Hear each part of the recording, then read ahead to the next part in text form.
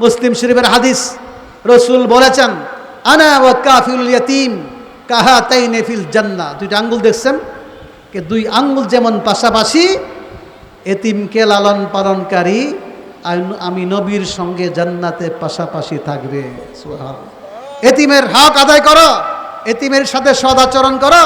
আর এক হাদিসে আসছে, হাদিস পড়ার সময় নাই, এতিমের মাথার মধ্যে হাত বুলাইলে এই মাথার যতটা চুল আপনার হাতকে স্পর্শ করবে এতটা নেকি আল্লাহ তাআলা আপনার আমলনামায় লিখবে।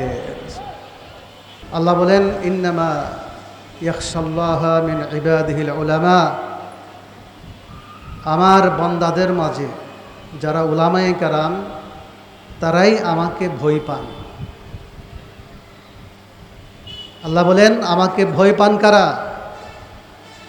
দুনিয়াতে উলামায়ে কেরাম যারা।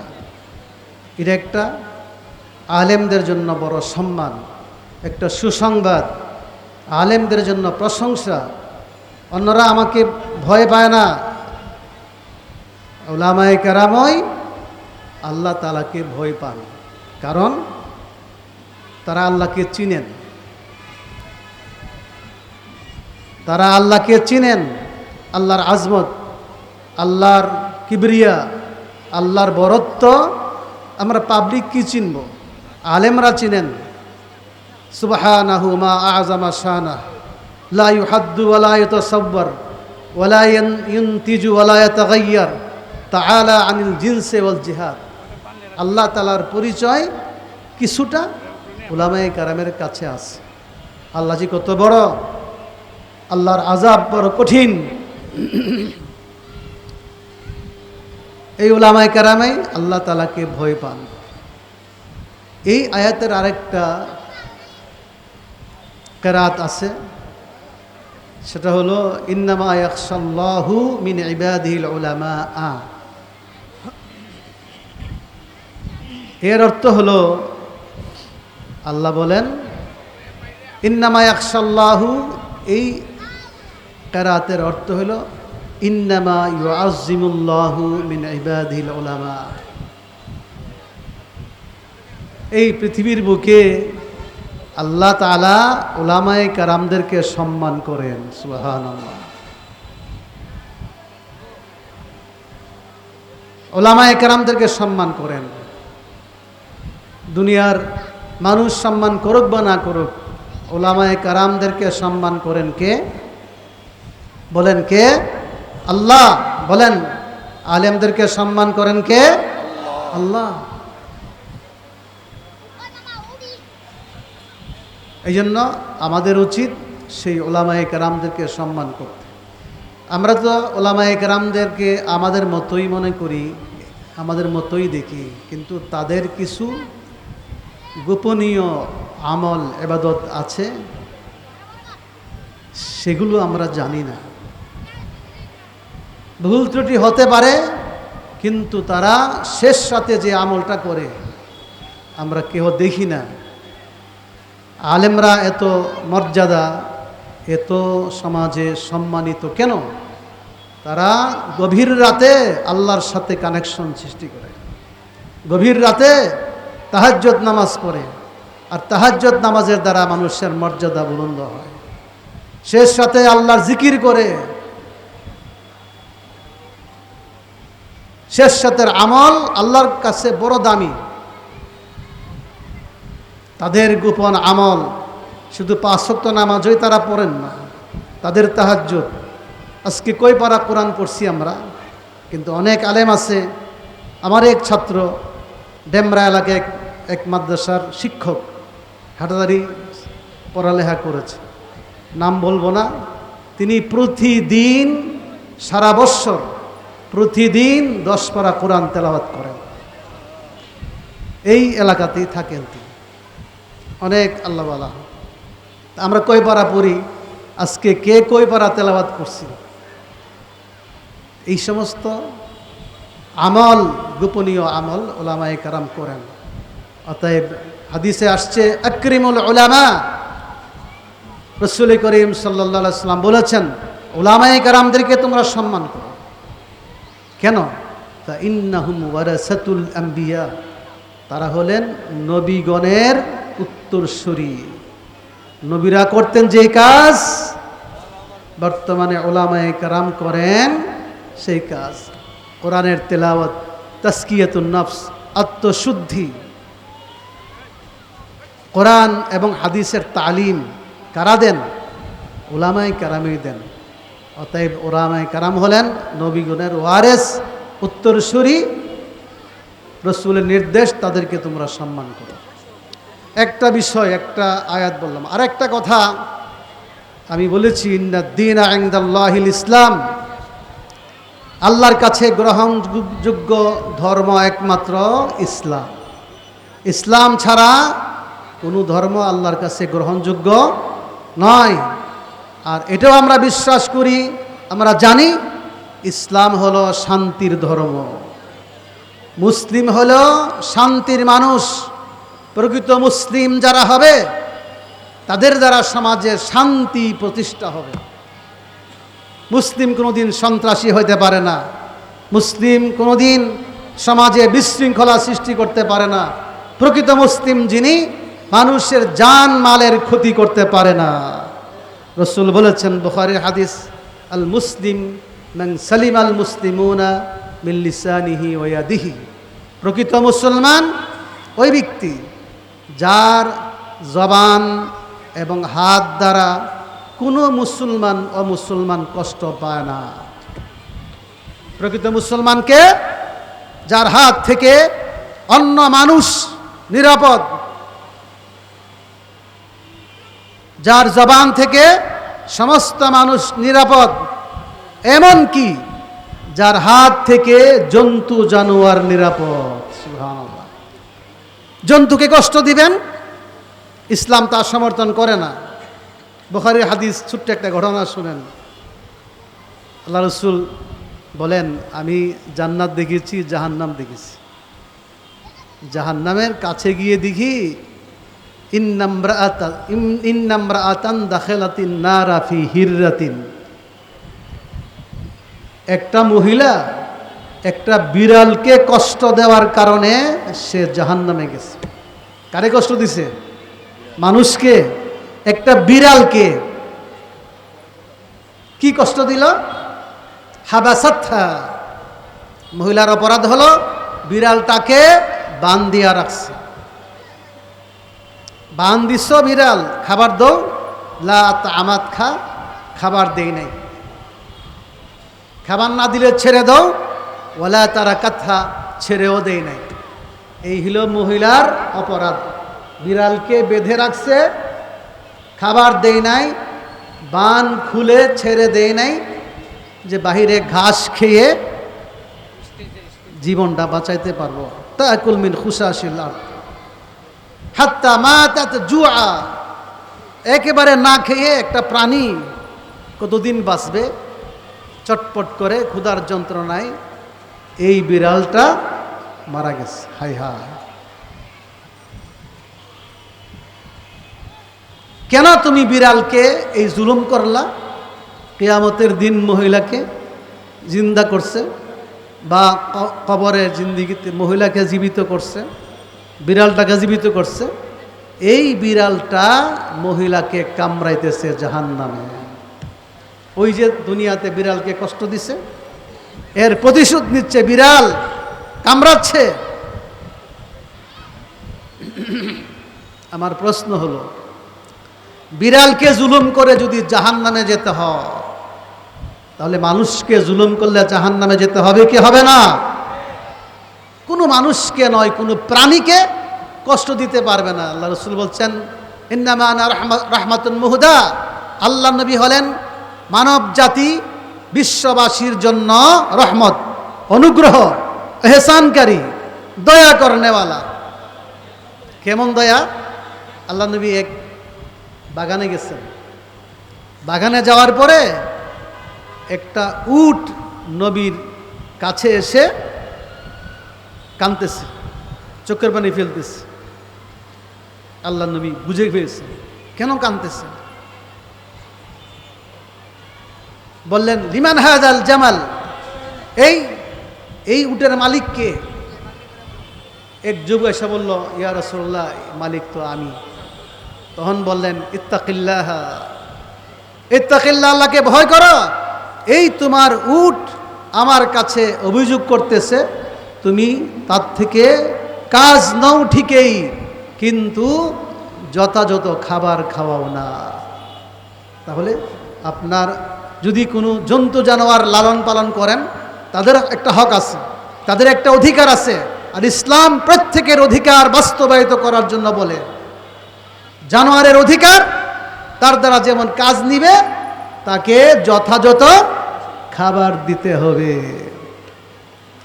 সবার অধিকার, জন্তু জানোয়ারের অধিকার। শেষ কথা বলবো, অমুসলিমদের অধিকার মুসলিম দেশে আছে। আমরা তো মুসলমান, অমুসলমান আছে না, সংখ্যালঘু আছে না। সংখ্যালঘুকে নির্যাতন করার অধিকার ইসলামে দেয় না। একবার ভারতে একটা আওয়াজ তুলছিল যে বাংলাদেশের সংখ্যালঘু নির্যাতন করা হচ্ছে। আমরা বলেছিলাম শত শত সাংবাদিকদের সামনে যে বাংলাদেশে নয়, ভারতে সংখ্যালঘুর উপর নির্যাতন চলছে। ভারতের মুসলমানরা নির্যাতিত, কোনো এলাকাতে নামাজও পড়তে পারে না, গরু জবা করতে পারে না। ভারত সরকারের মাধ্যমে অনেক মসজিদকে শহীদ করা হয়েছে, কিন্তু বাংলাদেশে কোনো মন্দির আক্রমণ করা হয় নাই, মিথ্যা কথা ছড়াইছিল। তা আমরা বলতে চাই, ইসলাম সংখ্যালঘুর উপর নির্যাতন করা সমর্থন করে না, তাদের ক্ষতি করা। মুসলমানদের যে অধিকার, সংখ্যালঘুর সেই অধিকার। লাহুম মা লানা ওয়া আলাইহিম মা আলাইনা।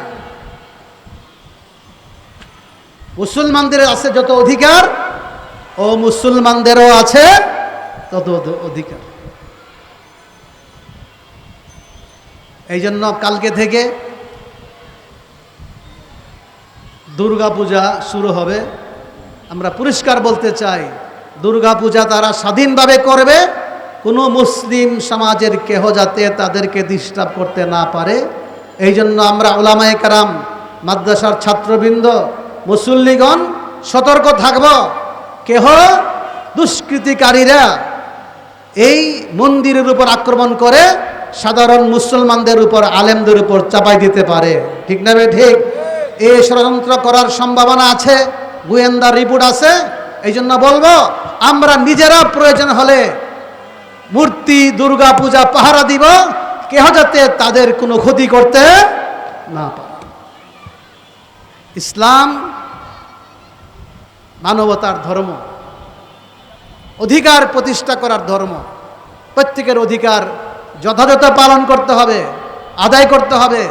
ইসলামে আছে নারীর অধিকার, ইসলামে আছে শ্রমিকের অধিকার, ইসলামে আছে সমাজের দুর্বল, দুস্থ, দুঃখী, অসহায়, দরিদ্র তাদের অধিকার। ইসলামে আছে মাতা পিতার অধিকার, ইসলামে আছে প্রতিবেশীর অধিকার, ইসলামে আছে শিশুর অধিকার, ইসলামে আছে কর্মচারীর অধিকার। আছে কি আছে না? এগুলো বললে অনেক সময়ের প্রয়োজন। ইসলামই একমাত্র ধর্ম, যে ধর্ম পৃথিবীর মধ্যে শান্তি সৃষ্টি করতে পারে। আমরা শান্তি চাই, ঢাকাবাসী শান্তি চায়, বাংলাদেশি শান্তি চায়, প্রত্যেকটি মুসলমান শান্তি চায়। চায় কে চায় না? ইসলামের মধ্যেই আছে শান্তি। আমরা ইসলাম শান্তির ধর্মের উপর বিশ্বাস করব এবং কোরআন সুন্নাহর বিধানগুলো আমরা মেনে চলব। ওয়াইজিনে কেরাম, ওলামায়ে কেরাম তাফসীরের মধ্যে, মাহফিলগুলির মধ্যে যেই বয়ান করেন, এই ইসলামের সৌন্দর্য মানুষের সামনে আমরা প্রকাশ করব। আর আমাদের যারা পাবলিক আছি, আমাদের কর্তব্য কোরআন সুন্নাহর এই বিধানগুলো শুনে আমরা পালন করব, বাস্তবায়িত করব। রাজি আছেন? প্রতিবেশীকে কষ্ট দিব না, মা বাপকে কষ্ট দিব না, আত্মীয় স্বজনকে কষ্ট দিব না, পথিককে কষ্ট দিব না। আপনার সাবিল ওমা মালাকাত আইমানুহুম, এবং কর্মচারী, শ্রমিক, প্রত্যেক বাসার মধ্যে কাজের ছেলে আছে, কাজের মেয়ে আছে, দোকানের মধ্যে কর্মচারী আছে, কাউকে তার অধিকার থেকে বঞ্চিত করা যাবে না। প্রত্যেকের সাথে সৎ আচরণ করতে হবে। রাজি আছি আমরা? আল্লাহ বলেছেন ও আবুদুল্লাহ ওয়ালা তুশরিকু বিহি শাইআ, রাখলাম আল্লাহর হক। অবিল ওয়ালিদাইনি ইহসানা, মা বাবার সাথে সদ্ব্যবহার। অবিদিল কুরবা, আত্মীয়র সাথে সদাচরণ। ওয়াল ইয়াতামা, এতিমদের সাথে সদ আচরণ করো। এতিম আছে না?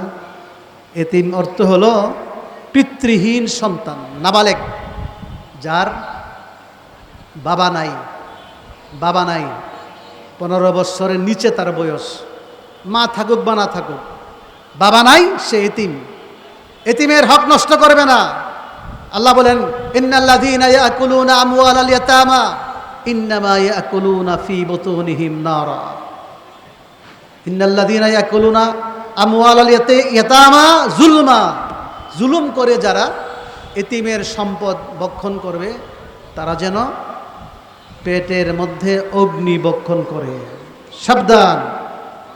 আর মুসলিম শরীফের হাদিস, রসুল বলেছেন আনা ওয়া কাফিলুল ইয়াতীম কাহাতাইনি ফিল জান্নাহ। দুইটা আঙ্গুল দেখছেন, কে দুই আঙ্গুল যেমন পাশাপাশি, এতিমকে লালন পালনকারী আমি নবীর সঙ্গে জান্নাতে পাশাপাশি থাকবে।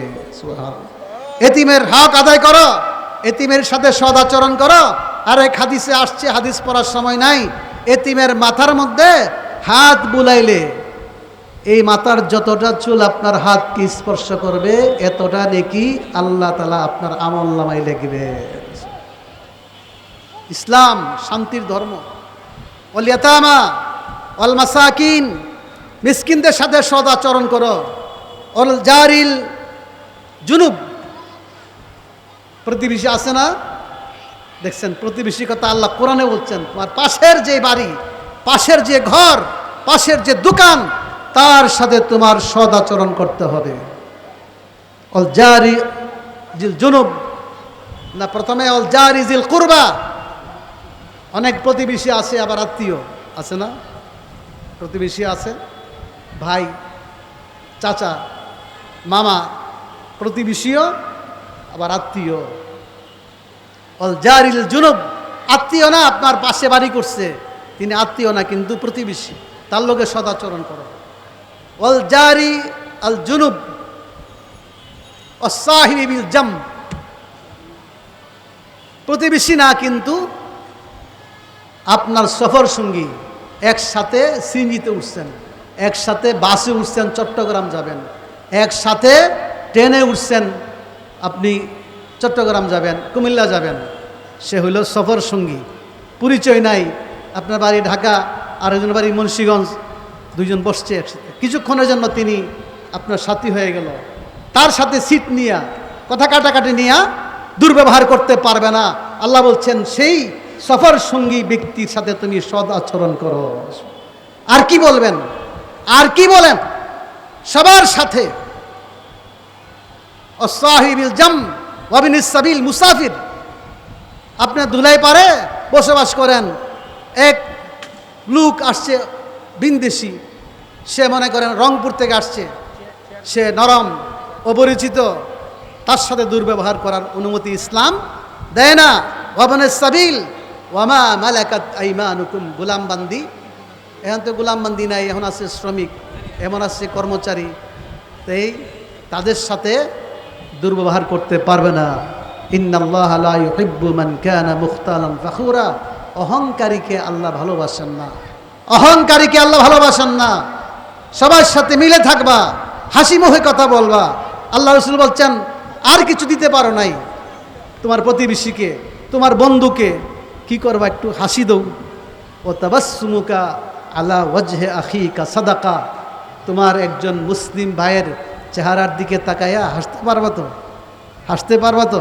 আরে হাসতে পারবেন না, টাকা খরচ হবে, কষ্ট হবে। একজন মুসলিম ভাইয়ের চেহারার দিকে তাকাইয়া তুমি যদি হাসো, তাহলে আল্লাহ তাআলা তোমাকে সৎকার সওয়াব দান করবেন। সুবহানাল্লাহ।